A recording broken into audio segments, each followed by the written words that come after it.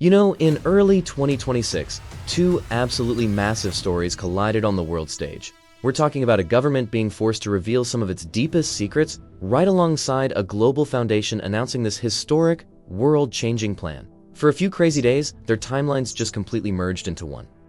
So, let's set the scene. It all kind of kicks off on January 30th, 2026. On that one day, the US Department of Justice drops a staggering 3.5 million pages of documents, all related to the deceased sex offender Jeffrey Epstein. And get this wasn't some kind of leak. This was a release that was mandated by law, something the public had really fought for. It all brings up this huge central question, right? What actually happens when a government is backed into a corner and forced to open up its most sensitive files? Well, as we're about to see, the answer is, it's chaotic, it's super controversial, and honestly, it reveals just as much about where we are now as it does about the past. Now, this whole document dump didn't just appear out of thin air. No way. It was actually the result of this fierce political battle. So let's rewind just a little bit and see exactly how we got here. It all started with some serious resistance. Back in July of 2025, the administration basically called the files a hoax and tried to shut the whole thing down. But then, something pretty unusual happened. Republican Representative Thomas Massie used this rare procedural move called a discharge petition. It was a total long shot, but by November, it had support from both sides of the aisle, and that forced a vote on the Epstein Files Transparency Act. At that point, the pressure was so immense, President Trump really had no choice but to sign it into law. And I mean, just look at that final vote count. 427 to 1. Come on, that's not just a vote, that's a political tidal wave. It just goes to show you how much pressure had been building to get these files out in the open, no matter who might get caught in the crossfire.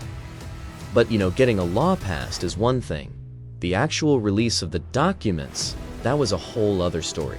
The Department of Justice blew past its legal deadline, and when the files finally did start trickling out, the whole rollout was just a complete mess. So as journalists and, well, everyone started digging through these millions of pages, some huge names immediately started to surface. Now, it is absolutely crucial to remember that just because a name is in these files, that does not imply any wrongdoing. But the list itself, wow, it was more than enough to start a massive media firestorm. That initial excitement of finally getting the files, it turned to frustration really fast. The documents were just full of these heavy redactions. We're talking hundreds of pages that were just solid black boxes. This of course led to huge public criticism and people shouting about a continued cover-up. It was like, okay, the government is releasing files, but what are they still hiding? And behind all the political drama, there was this devastating human cost.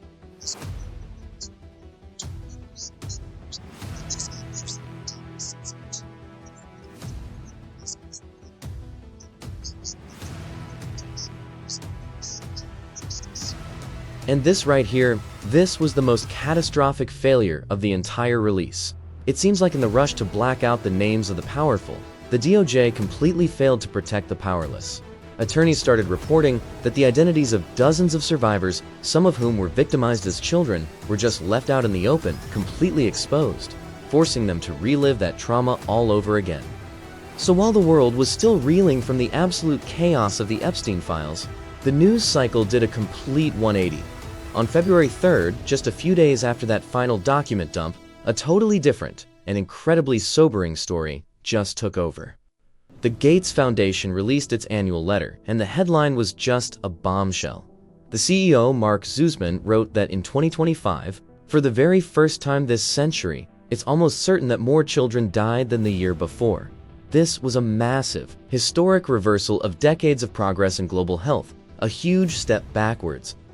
So what was causing this horrible setback? Well, one of the biggest factors was, as it so often is, money. The foundation reported that foreign aid had just plummeted by over 25%. A drop that sharp meant way less investment in basic, life-saving stuff in low-income countries. But right after dropping that bleak diagnosis, they announced a truly monumental response. The foundation said it was committing $200 billion over the next 2 decades. The goal was to basically reclaim all that lost momentum and hit the accelerator on fighting poverty, disease, and inequity. Okay, so now we have our two stories, right? A massive political scandal being fueled by this huge document release, and a global health crisis being met with this unprecedented pledge of money. So let's put them on the same timeline and see how they really, truly collided. I mean, just look at how close these events are. January 30th, the final document release. By February 1st, you have high-profile people resigning from their posts. And then, just 2 days later, on February 3rd, the Gates Foundation makes its historic announcement.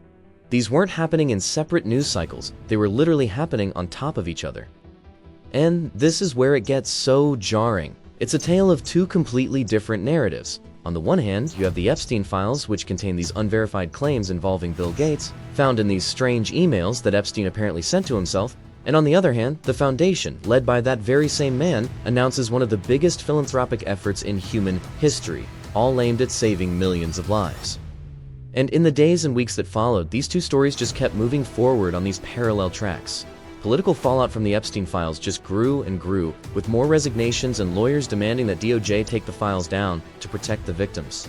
And at the exact same time, the Gates Foundation started putting its massive 20-year plan into motion. So the events of early 2026 really present us with this complex, challenging picture. When you have a story of alleged scandal running at the same time as a story of unprecedented public service, and involving some of the same powerful people, it forces us to ask a really difficult question. How do we even begin to process these conflicting narratives to see the whole complicated truth?